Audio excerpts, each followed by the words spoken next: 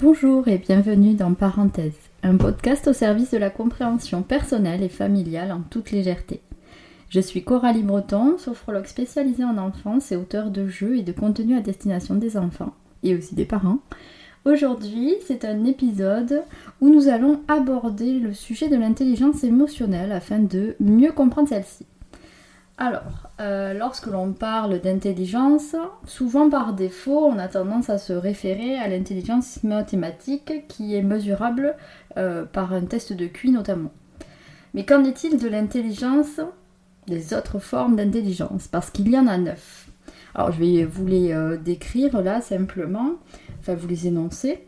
Il y a l'intelligence verbale, l'intelligence logico-mathématique, l'intelligence corporelle, la visuelle et spatiale, l'intelligence interpersonnelle et l'intelligence intrapersonnelle, l'intelligence musicale, naturaliste et existentielle.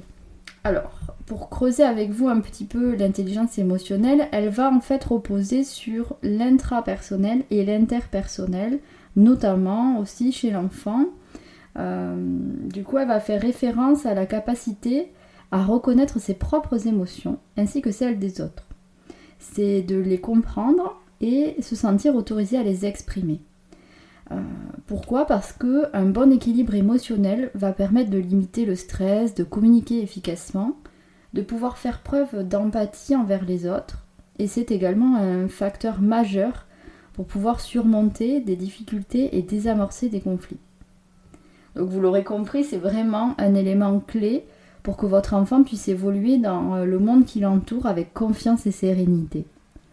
Alors, cela ne repose pas du tout sur une maîtrise ou un contrôle des émotions, au contraire. En fait, plusieurs capacités sont nécessaires finalement pour faire preuve d'intelligence émotionnelle. Et pour la définir et savoir un petit peu son origine, la communauté scientifique n'est pas tout à fait d'accord.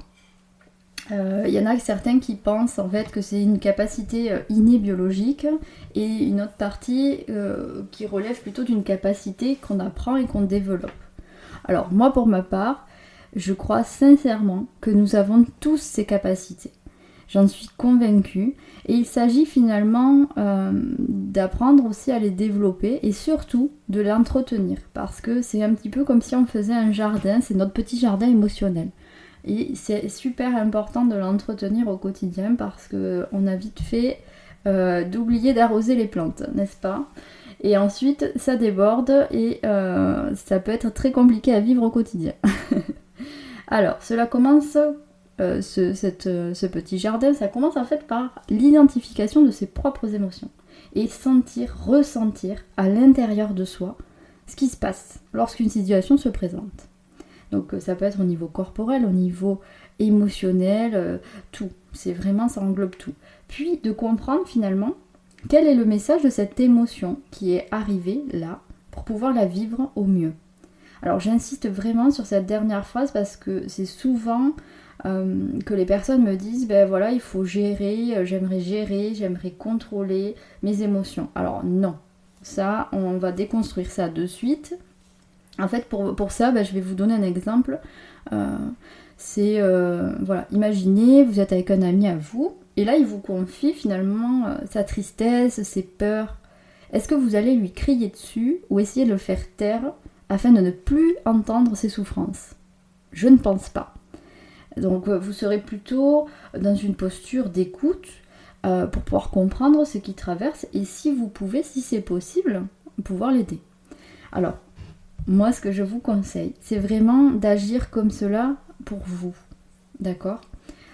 Finalement, devenir son propre meilleur ami. Et concernant les enfants, ils vivent pleinement leurs émotions. Ils sont de véritables éponges et comme on l'a abordé dans les précédents podcasts, ils reproduisent tout ce que vous pouvez faire et dire, ou presque. Alors, en tant que parent, je vous propose vraiment de les aider en développant cette intelligence émotionnelle. Et pour cela, je ne peux que vous recommander d'utiliser le jeu parce qu'il ne faut pas l'oublier, ça reste l'univers principal de l'enfant dans lequel il évolue et surtout qu'il intègre les choses. C'est d'ailleurs pour cela aussi que moi j'ai créé Mémotion parce que quand j'interviens avec les enfants, et que j'ai comme objectif, on va dire, de leur faire travailler l'intelligence émotionnelle. J'ai ce petit jeu de mémoire des émotions et il contient en fait une variante où j'adore voir évoluer en fait les enfants parce qu'au fur et à mesure du jeu, du coup leur attitude va évoluer et c'est ça qui est génial parce que du coup on voit le développement de cette intelligence au fur et à mesure et plus on y joue, plus forcément ça évolue, donc c'est ça qui est génial. Du coup je vais juste vous décrire rapidement comment il se passe ce jeu pour que vous ayez une idée aussi de comment en fait ça se passe pour développer et qu'est-ce qui se joue finalement. Donc en fait ce jeu c'est des petites tuiles en bois sur lesquelles sont posées des étiquettes avec des émotions et l'enfant va venir, donc il y en a un qui vient piocher une petite tuile sans regarder. Ça c'est le plus difficile pour eux. Mais du coup le but c'est qu'ils soient un petit peu aussi surpris qu'ils choisissent pas l'émotion. Et du coup donc ils la prennent et déjà ils doivent identifier l'émotion. Donc pas forcément toujours facile parce qu'en plus dans ce jeu j'ai glissé des émotions primaires et secondaires. Donc justement pour essayer de les faire cheminer là-dessus. Ensuite une fois qu'ils ont identifié, il faut qu'ils comprennent ce que c'est l'émotion et la façon dont ils vont pouvoir la communiquer, cette émotion, sur leur visage pour que l'autre enfant en face, il puisse le reconnaître. Et l'autre enfant justement en face, donc, ou quand c'est un groupe, ils vont devoir reconnaître cette émotion et aussi ce qui peut se vivre en termes d'intensité. Parce que c'est une manière pour eux aussi de s'apercevoir que le monde de l'autre, il est peut-être différent du leur et que chacun a sa façon de vivre ses émotions. Voilà. Pour vous donner un petit exemple, parce que c'était un exemple qui m'est resté. Par exemple, quand il y avait l'émotion peur, il y a certains enfants, il y en a un notamment qui était très impassible du coup au niveau de son visage quand il montrait la peur. Et il y en avait d'autres pour qui c'était vraiment plus une expression, c'était la terreur quoi. Donc la bouche ouverte, le visage vraiment, on sentait terrifié. Et parce que tout simplement, suffit qu'il pense à une situation ou quelque chose et finalement l'émotion qui ressort, elle se vit pas du tout de la même manière. Et c'est ça finalement qu'ils comprennent quand ils jouent à ce jeu, c'est qu'on vit pas tous les choses de la même manière. Et en plus, c'est aussi l'occasion avec, quand on fait ce genre de jeu, il y a celui-là ou d'autres. Mais du coup, c'est hyper important parce que ça peut emmener la discussion aussi. D'accord, quand c'est que tu as ressenti cette émotion? Ah oui, d'accord, et qu'est-ce que ça t'a fait? Enfin voilà, ça fait cheminer et ça permet aussi de libérer certaines émotions qui pouvaient rester peut-être bloquées. Donc c'est hyper important en tout point de pouvoir jouer et développer cette intelligence-là pour qu'ils puissent avoir toutes les clés au niveau émotionnel. Donc là, ce qu'on vient de voir avec ce jeu, c'est finalement qu'on a développé l'intrapersonnel et l'interpersonnel. Mais pour pouvoir développer encore un peu plus l'intelligence interpersonnelle, là, il s'agit finalement d'empathie.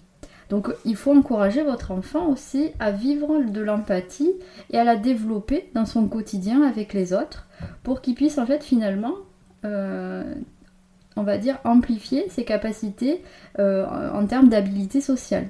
Donc en plus d'un bien-être intérieur et individuel. Voilà, c'est hyper important pour ça, donc se mettre à la place de l'autre, essayer de comprendre finalement son univers. Et voilà, tout ce dont j'ai parlé aujourd'hui, c'est aussi valable pour les enfants qui ont un spectre autistique. Il y a vraiment ça, au contraire, c'est super de pouvoir le développer aussi. Voilà, donc après, ça c'est quelques pistes pour pouvoir accompagner votre enfant sur ce chemin que je trouve incroyable de l'intelligence émotionnelle. Et voilà, si vous avez envie aussi d'en savoir plus sur le jeu Mémotion que j'ai créé, je vous mettrai le lien et juste dans la description. Et vous pourrez le trouver sur mon site internet de création, donc c'est Tanabata. Donc ça s'écrit TANA-6 BATA.fr. Voilà, alors en attendant, j'espère que ce podcast vous aura apporté une compréhension et moi je vous dis à très bientôt.